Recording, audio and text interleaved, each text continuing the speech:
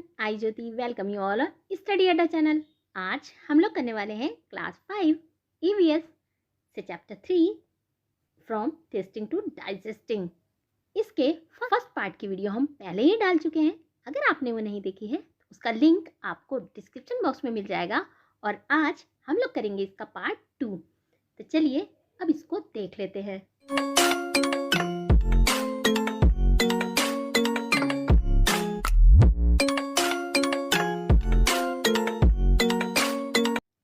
Part में हमने पढ़ा कि जो हमारी टंग होती है वो हमें किसी भी फूड का टेस्ट कैसा है ये जानने में हमारी मदद करती है।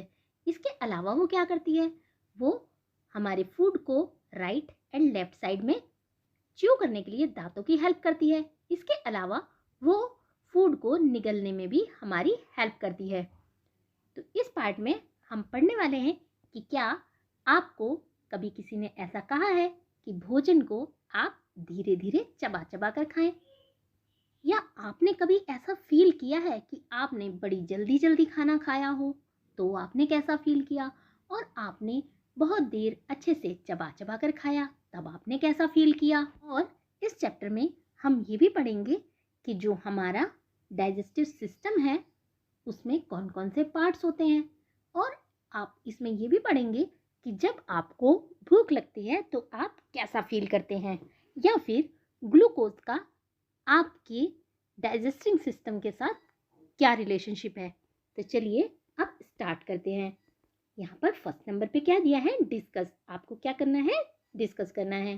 Has anyone at home told you to eat slowly and to chew well so that the food digests properly? Why do you think they say this? क्या आपको घर में कोई ऐसा बोलता है कि आप खाना धीरे धीरे खाएं और अच्छे से चबा के खाएं ताकि खाना अच्छे से डाइजेस्ट हो जाए? आप ऐसा क्यों सोचते हैं कि वो ऐसा क्यों कहते होंगे? तो बच्चों, मोस्टली मदर्स बच्चों को यही कहती हैं कि वो खाना धीरे धीरे चबा चबा कर खाएं। कई बार तो मम्मी मजाक मजाक में कहती हैं, इतनी जल्दी जल्दी खा रहे हो, आपको कौन सा ट्रेन चढ़नी है ना। तो ऐसा वो क्यों कहते हैं, क्योंकि जब आप खाने को प्रॉपर चबा के खाते हैं ना तो वो एक तो निगलने के लिए इजी रहता है, दूसरा ये फूड को डाइजेस्ट करने में भी हेल्प करता है। तो घर में अक्सर मम्मियाँ ही कहती है। तो yes, my mother always tells me to eat slowly and to chew well. I think proper chewing is necessary for easier swallowing. It also helps to digest the food. Swallowing कहते हैं निगलने को। जब आप खाने को अच्छे से चबा लेंगे ना तो उसको निगलने में बहुत आसानी होती है। नेक्स्ट है, imagine you are eating something hard like a green guava. आपको इमेजिन करना है कि आप कुछ हार्ड चीज खा रहे हैं जैसे कि green guava. What kinds of changes take place in it from the time you bite a piece and put it in your mouth to when you swallow it? तो आपको बताना है कि कौन कौन से ऐसे चेंजेस होते हैं उस समय जब आप उसका एक पीस खाते हैं, काटते हैं और उसको अपने मुंह में रखकर निगलने की कोशिश करते हैं। When I bite off a piece of guava, it is hard. बहुत हार्ड होता है green guava. It may taste somewhat bitter. और इसका जो टेस्ट होता है वो बिटर लगता है। After chewing for some time, और जब आप उसको थोड़ी देर चबाए रखते हैं, it becomes soft and tastes sweet. और तो उसका टेस्ट कैसा हो जाता है, मीठा हो जाता है और वो वैसे भी सॉफ्ट हो जाता है। Next question, think what does the saliva in your mouth do? आपके मुंह में जो लार होती है वो क्या करती है? आपने अपनी जीभ पर देखा होगा ना, लार सी होती है जिसको आप थूक भी बोल सकते हैं। तो वो क्या करती है, ये जो सलाइवा होती है ना, ये हमारे फूड को सॉफ्ट बनाती है और हमारे डाइजेशन में भी हेल्प करती है। Straight from the heart. What do you think the food must be going after you put it in your mouth and swallow it? In the picture given here, draw the path of the food through your body. Share your picture with your friends. Do all of you have similar picture? आपको क्या करना है, जब आप खाना मुंह में डाल लेते हैं उसके बाद जो आपका खाना है वो कैसे जाता है, कैसे निगला जाता है, और उसके रास्ते की आपने पिक्चर ड्रॉ करनी है। आप जब सभी आप और आपके फ्रेंड्स मिलकर पिक्चर बनाएंगे उसके बाद आप देखेंगे कि क्या सभी की पिक्चर सेम थी जब आप मुंह में खाना डालते हैं उसके बाद वो खाना कहाँ जाता है? माउथ से स्टमक में जाता है, पेट में जाता है। और अगर आप उसकी पिक्चर देखेंगे तो आप कुछ इस तरह से पिक्चर को ड्रॉ करेंगे। ये जो होता है ना, ये फूड पाइप होता है, इसको खाने की नली भी बोलते हैं। आप जब अपना मुंह खोलेंगे ना आ करके, तो आपको यहाँ से एक होल दिखाई देगा। तो यहाँ पर इस तरह से नली होती है और एक तरफ ये फेफड़ों की तरफ जाती है, इसको आप श्वसन नली भी बोलते हैं। और ये जो होता है ये होता है फूड पाइप और ये सीधा स्टमक में जाता है। और अगर आप देखेंगे तो ये सारे उसके पार्ट्स होते हैं। ये हमारा लीवर होता है, ये गॉल ब्लैडर होता है, ये लार्ज इंस्टेटाइन होती है, ये स्मॉल इंस्टेटाइन होती है बीच वाली। अब आपको पता है जो हमारी लार्ज इंस्टेटाइन होती है ना, वो यहाँ से स्टार्ट होके इस तरह से ये जाते जाते और ये ऐसे को आती है। इसका जो लास्ट पार्ट होता है ना, इसको एनस बोलते हैं। और यहीं से ही हमारा जो वेस्ट फूड होता है ना, वेस्टेज होती है हमारी फूड की, वो यहीं से ही बाहर निकलती है, जिसको आप पोटी कहते हैं। तो जब आप पिक्चर ड्रॉ करेंगे ना, तो आपकी और आपके फ्रेंड्स की लगभग पिक्चर ऐसे ही बनेगी। आप इसको अपनी नोटबुक में ड्रॉ कर सकते हैं। How do you feel when you are very hungry? How would you describe it? For example, sometimes we jokingly say, I'm so hungry, I could eat an elephant. देखो, जब आपको भूख लगती है आप कैसा फील करते हैं और आप उसे कैसे डिस्क्राइब करेंगे। जैसे कि यहाँ पर एक एग्जाम्पल दिया है, कभी कभी आप मजाक में ये कह देते हैं कि मुझे तो इतनी भूख लगी है कि मैं हाथी खा सकता हूँ। और या फिर कभी कभी आप ऐसे कहते हैं, मम्मी मम्मी खाना दो, भूख लगी है खाना दो, पेट में चूहे कूद रहे हैं, जल्दी जल्दी खाना दो, है ना। तो आप क्या बोलते हैं कि हमारे पेट में चूहे कूद रहे हैं। तो आपको ये बताना है, डिस्क्राइब करना है कि आप कैसा फील करते हैं। देखो, कई बार ऐसा होता है जब आपको भूख लगती है ना, तो थोड़ा सा पेट में कुछ अजीब सा फील होता है।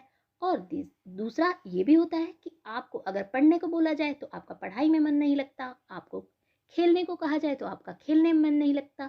किसी भी चीज़ पे फोकस करना बहुत मुश्किल हो जाता है जब कभी भी भूख लगती है। How do you come to know that you are hungry? आपको कैसे पता चलता है कि आपको भूख लगी है? तो होता क्या है, कभी कभी आपको ऐसा लगता है कि बहुत जल्दी से कुछ ना कुछ खाने को मिल जाए। और कभी कभी कुछ बच्चों के साथ ऐसा भी होता है कि उनको चक्कर आने लगते हैं, उनके हेड में कुछ अजीब सा फील होता है या फिर स्टमक में कुछ अजीब सा फील होता है। जैसे यहाँ पर हमने एग्जाम्पल के लिए लिखा है, I get a strong urge to eat something, this is a signal to show that I am hungry. Next, think what would happen if you do not eat anything for 2 days? क्या होगा अगर आपने 2 दिन से कुछ ना खाया हो? If I do not eat a thing for 2 days, I think it will become weak and may fall sick. तो क्या होगा अगर आप 2 दिन तक खाना नहीं खाएंगे? तो आप कमजोर पड़ जाएंगे और ये भी हो सकता है कि आप बीमार पड़ जाएं। अच्छा बच्चों, आपने कभी ऐसा इमेजिन किया कि आपने खाना नहीं खाया, कोई बात नहीं, लेकिन अगर आपने पानी नहीं पिया 2 days, तो पानी के बिना तो ये इम्पॉसिबल है। बिना खाए तो रहा जा सकता है, लेकिन बिना पिए बिल्कुल नहीं रहा जा सकता। इसलिए बोला जाता है ना कि जल ही जीवन है। अगर आप पानी पीते हैं तो आप किसी भी प्रॉब्लम में नहीं आएंगे, लेकिन बिना पानी के एक दिन भी रहना बहुत मुश्किल हो जाता है। लेकिन हमारे इंडिया में कई मदर्स अपने बच्चों के लिए, अपनी फैमिली के लिए 2 days का भी निर्जल व्रत भी रखती हैं, है ना, बिना पानी के। देख लेते हैं नेक्स्ट क्वेश्चन को। Would you be able to manage without drinking water for 2 days? क्या आप मैनेज कर पाएंगे बिना पानी के 2 days? Where do you think the water that we drink goes? और आप क्या सोचते हैं कि जो पानी आप पीते हैं वो कहाँ जाता है? तो बच्चों, बिल्कुल नहीं, पानी के बिना तो बिल्कुल मैनेज करना इम्पॉसिबल ही है। No, I will not be able to manage without water for 2 days. I will not be able to manage even for a day. I think the water is used by our body for various functions. जो पानी होता है ना, हमारी body के काफ़ी सारे functions में यूज़ होता है। जो एक्सेस वाटर होता है ना, वो यूरिन से या फिर स्वेट से बाहर निकल जाता है जब हम यूरिन के लिए जाते हैं, यानी बाथरूम के लिए जाते हैं, और या फिर जो हमारा पसीने के रूप में कुछ पानी निकल जाता है। तो यहाँ पर एक पिक्चर बनी है, उसमें क्या दिखाया गया है, बच्चे एक्सप्रेस कर रहे हैं अपने व्यूज़ जब भी उनको भूख लगती है। ये गर्ल कहती हैं कि जब भी मुझे भूख लगती है तो मेरे सर में दर्द होता है। यहाँ पर एक बॉय है, वो कहते हैं कि I get angry easily when I am hungry, और जब भी मैं भूखा होता हूँ तो मुझे बहुत गुस्सा आता है। और यहाँ पर एक और बॉय हैं, वो कहते हैं कि जब भी मैं भूखा होता हूँ ना तो मैं बहुत जल्दी थक जाता हूँ, ऐसा लगता है कि मैं बहुत थका हुआ हूँ। और ये गर्ल बताती हैं जब भी मेरी बहन को भूख लगती है ना तो वो बहुत रोती है। छोटे बेबीज आपने देखे होंगे, जब उन्हें भूख लगती है तो वो रोते हैं। और डॉग क्या कहता है, I cry too when I am hungry, मैं भी चिल्लाता हूँ जब मुझे भूख लगती है। यहाँ पर हम नीतू के बारे में एक स्टोरी को पढ़ने वाले हैं। Neetu was given a glucose drip. Neetu को एक ग्लूकोज ड्रिप दी जा रही थी।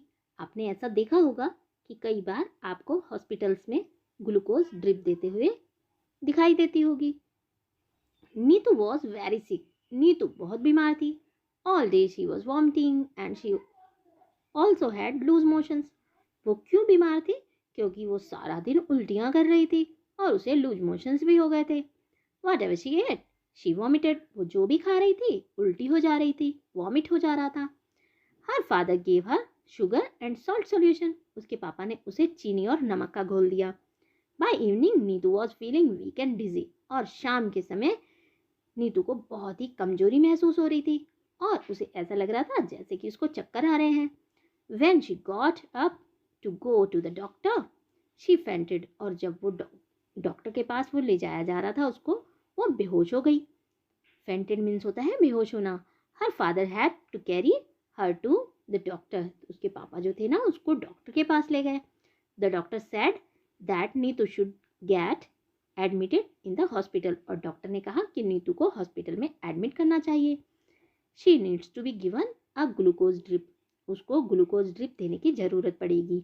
Hearing this Neetu got confused. ये सुन के नीतू कंफ्यूज्ड हो गई।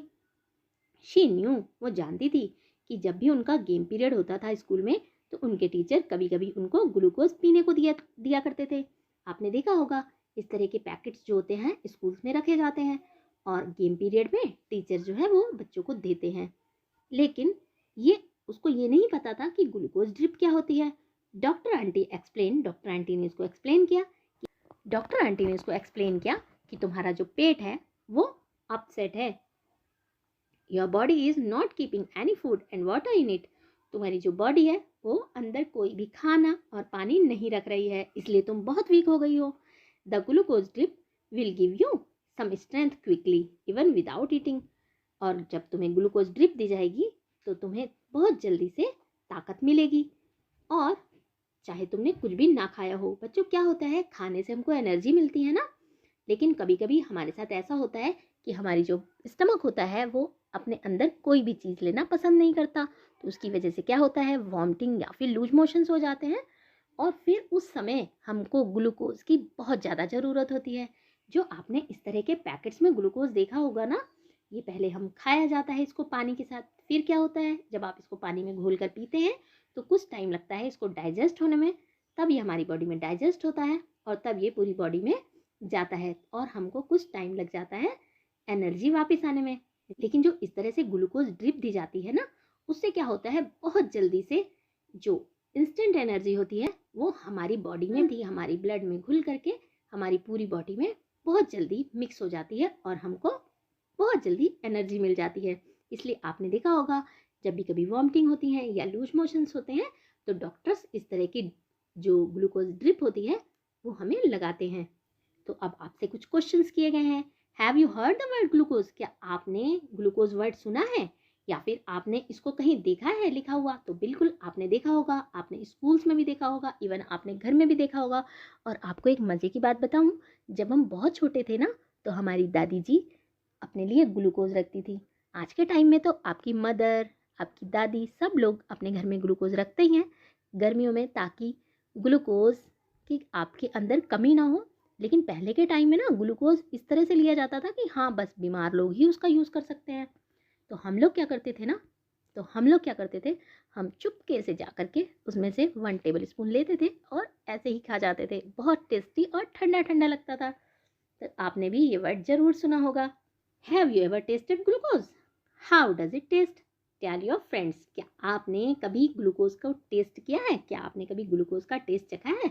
इसका टेस्ट कैसा होता है अपने फ्रेंड्स को बताओ। तो आपने सभी ने ग्लूकोज खाया होगा। तो इसका जो टेस्ट होता है वो स्वीट होता है, मीठा होता है और थोड़ा थोड़ा ठंडा भी लगता है। Have you or anyone in your family been given a glucose drip? When and why?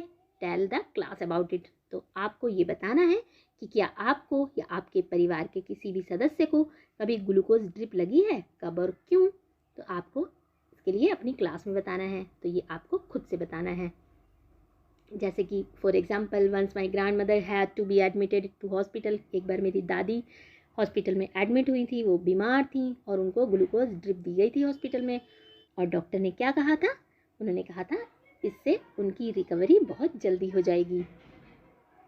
Next question, Neetu's teacher used to tell the girls to have glucose while playing hockey. Neetu की टीचर गर्ल्स को बताती हैं कि जब भी वो hockey खेलेंगी तो वो ग्लूकोज लेंगी। Why do you think she said this? तो आपको ऐसा क्यों लगता है कि उन्होंने ऐसा कहा होगा? तो Neetu's teacher used to tell the girls to have glucose while playing hockey because it would boost energy level in the body. क्योंकि ये एनर्जी लेवल को बढ़ा देता है हमारी बॉडी में। इसलिए बच्चे जब खेलते हैं तो उनको खेलने से पहले क्या बोला जाता है कि पहले वो ग्लूकोज पी लें।